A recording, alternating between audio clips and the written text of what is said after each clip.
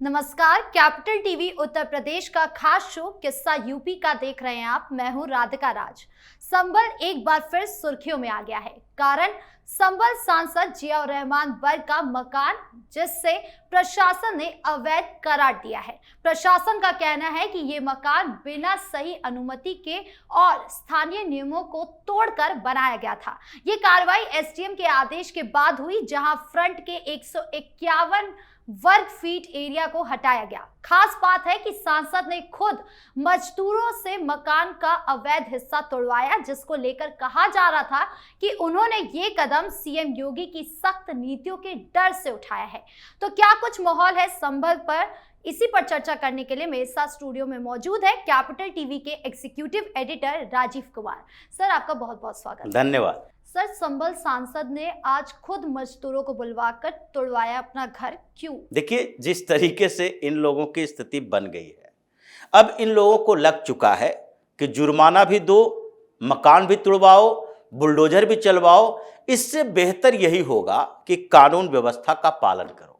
ये नोटिस कई बार जा चुका है बर्ग के घर पे, क्योंकि जब से बर्ग ने एक बड़ा जुर्म किया, यानी कि संभल में जो दंगा हुआ, उसमें जो चार्जशीट दायर की गई एटीएस की तरफ से, उसमें एक एक स्टेप पर बताया गया कि देखिए, ये जियाउर रहमान बर्ग ने इस पूरे दंगे में महत्वपूर्ण भूमिका निभाई थी। उसके लिए फंड इकट्ठा करवाए थे, उसके लिए लोगों को जोड़ा था, और उसके लिए प्लानिंग ऐसी थी जो हमेशा से अपराधियों की मोडस ऑपरेंडी होती है। मतलब अगर कोई घटना को अंजाम देना है, अगर कोई अपराध करना है, तो जो उसका मास्टरमाइंड होता है वो अपराध की जगह पर मौजूद नहीं होगा। वो पहले से सारी व्यवस्थाएं कर चुका होगा, और व्यवस्था करने के बाद जब अटैकिंग मोड में आना है तो उस समय उस जगह से वो चला जाएगा। बर्ग ने यही किया। संभल में जब एक दिन पहले सर्वे की टीम गई थी, एएसआई की टीम गई थी, और वहां पर सर्वे करने के बाद उसने दूसरे दिन का समय मांगा कि फिर से एक बार आकर यहां सर्वे करना पड़ेगा, तो बर्ग ने ही पूरी प्लानिंग की थी कि यहां अगर संभल में एक बार एएसआई का सर्वे शुरू हो गया और मजिस्ट्रेट कोर्ट ने आदेश दे दिया, तो उसके बाद हम कुछ नहीं कर पाएंगे। इसलिए सबसे पहले मुसलमानों को एकजुट होना है और सरकार को चैलेंज करना है कि हम आपके नियम कानून से नहीं बल्कि शरिया कानून से चलते हैं। और इसलिए बर्ग ने सीधे सारिक साटा से संपर्क किया, और वहां पर उसने दुबई के माध्यम से फंडिंग करवाई, कुछ हथियार मंगवाए जो उसका लोकल कनेक्ट था उसके थ्रू, और उसके बाद संभल के अलग अलग क्षेत्रों से, यानी कि शहर से नहीं, शहर के बाहर से भी रातों रात मीटिंग करवाई और लोगों को बुलवाया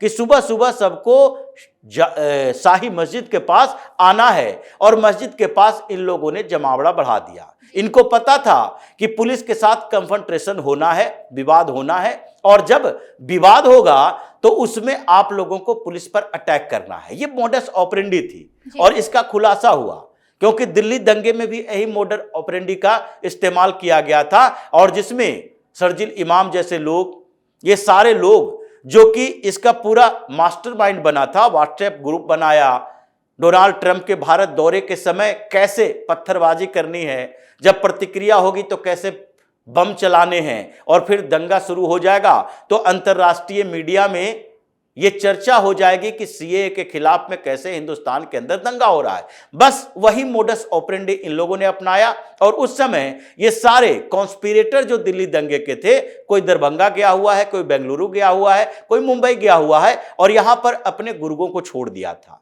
ये बर्ग ने वही किया। तो जब ये पता चला कि ये गलत काम कर रहा है, तो उसके बाद इसकी कुंडली निकाली जानी शुरू हो गई।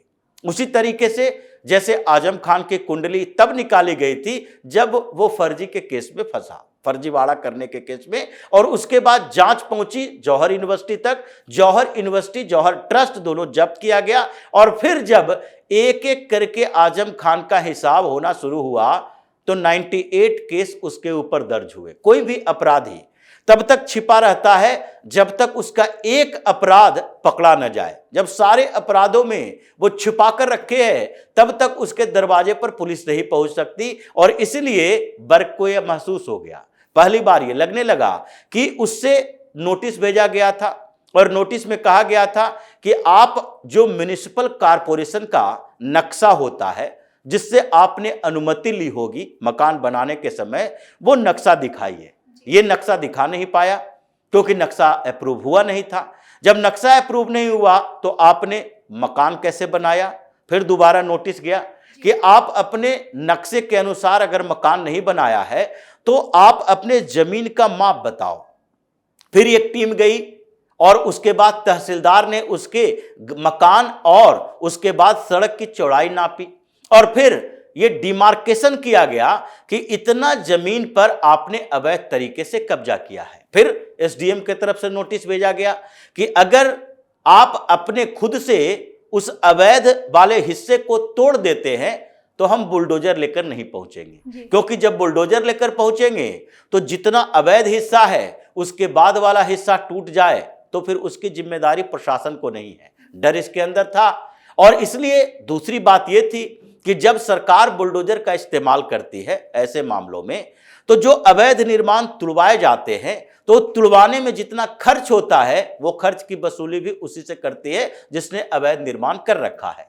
अब वर्ग को पहली बार ये तो पता चल गया कि अब योगी की सरकार में हम गुंडागर्दी नहीं कर सकते, मतलब अगर प्रशासन वहां आए तो हम उसे रोक नहीं सकते। एक बार रोक की कोशिश करके हम पहले ही पछता रहे हैं। ये रोक की कोशिश तो थी, ये पूरी कोशिश योगी सरकार को चैलेंज करने की थी कि आप अपने पुलिस का इस्तेमाल करो, हम अपनी ताकत का इस्तेमाल करेंगे और हम मस्जिद में सर्वे होने से रोक देंगे। ये पूरी कवायद यही थी कि सरकार को चैलेंज करके रखते हैं कि जहां भीड़ है, जहां ताकत है, वहां प्रशासन का कोई औकात नहीं है। लेकिन जब इन लोगों ने पत्थरबाजी की, जब इन लोगों ने वहां पर एक सब इंस्पेक्टर के पिस्टन छीनने की कोशिश की तो गोलियां चलाई गई, 6 लोगों की मौत हुई और इनको लगने लगा कि जब 6 लोग मारे जा सकते हैं तो 600 लोग भी मारे जा सकते हैं, कुछ हाथ पैर भी तुड़वाए जा सकते हैं। और अब इनकी स्थिति ये हो गई है कि अगर ये अपने मकान की सुरक्षा के लिए, अपने संपत्ति की सुरक्षा के लिए, अपने घर को टूटने से बचाने के लिए भीड़ इकट्ठा करने की कोशिश भी करें तो लोग आएगा नहीं, क्योंकि सबको पता है कि संभल के मामले में भी इंक्वायरी चल रही है, 50 से ज्यादा गिरफ्तारियां हो चुकी है और अभी 452 लोग ऐसे हैं जिनका नाम पोस्टर चारों तरफ छपा हुआ है कि इन लोगों को जहां भी देखो इंफॉर्मेशन दो, ये भी उस दंगे में शामिल थे। तो जो पूरी प्रक्रिया है उसमें वर्ग को ये समझ में आ गया कि अगर प्रशासन के साथ टकराव करते हैं तो इसका अंजाम और बुरा होगा और अगर इसे रोकने की कोशिश करते हैं तो एक और केस इंतजार कर रहा है, जैसे अब्बास अंसारी के मामले में हुआ, उसकी विधायकी गई और फिर हाई कोर्ट से हालांकि सजा सस्पेंड कर दिया गया तो उसमें कन्विक्शन के सस्पेंड करने के बाद रीस्टोर हो गया, उसकी विधायकी फिर से मिल गई है। लेकिन जैसे ही आप सरकारी अधिकारियों से टकराव करते हो तो उसमें आपके ऊपर पब्लिक सिक्योरिटी एक्ट पीएसए भी लग सकता है और उसमें 2 साल की सजा होती है।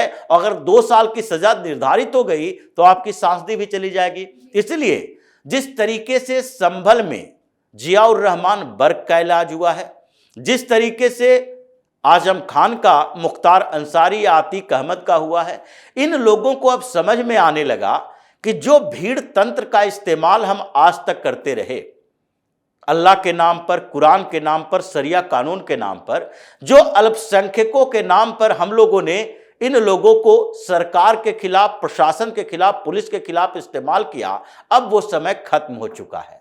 अगर हम शासन से, प्रशासन से टकराएंगे तो फिर हमारा भी हश्र वही होगा जो अतीक अहमद का हुआ, जो आजम खान का हुआ। ये दोनों बाप बेटा अब्दुल्ला आजम और आजम खान दोनों आजकल अंदर बाहर हो रहे हैं, किसी की जमानत मिलती है तो कोई दूसरा अंदर आ जाता है। तो अभी अगर वैसे टकराव से बचना है तो सरकार से सामान्य तरीके से कॉपरेशन रखो, प्रशासन के नोटिस का जवाब दो, अवैध काम को ताला बंद कर दो और उसके बाद आराम से कुछ समय तक कोशिश करो कि पुलिस पकड़ कर न ले जाए। एक बार अगर एटीएस के हत्थे चढ़ गए तो उसके बाद फिर बचना आपके लिए मुश्किल हो जाएगा। सब वर्ग के ज्यादातर मामले में देखा गया है कि अखिलेश यादव हमेशा प्रतिक्रिया देते हैं, लेकिन इस बार वो शांत नजर आ रहे हैं, ऐसा क्यों? देखिए, वर्ग के मामले में अखिलेश यादव बोलते हैं, लेकिन ये तो नोटिस के बाद ही वर्ग सीधे खुद ही उतर गया मैदान में, अपने अवैध निर्माण को तुड़वाया। तो क्या अखिलेश यादव इस पर यह बात करेंगे कि वर्ग ने अपने मकान तोड़ा क्योंकि योगी सरकार का दबाव था? अगर पुलिस ने बुलडोजर भेजा होता, एसडीएम साथ में गए होते, तो अभी अखिलेश यादव मैदान में उतर जाते, कूद जाते इनके सपोर्ट में।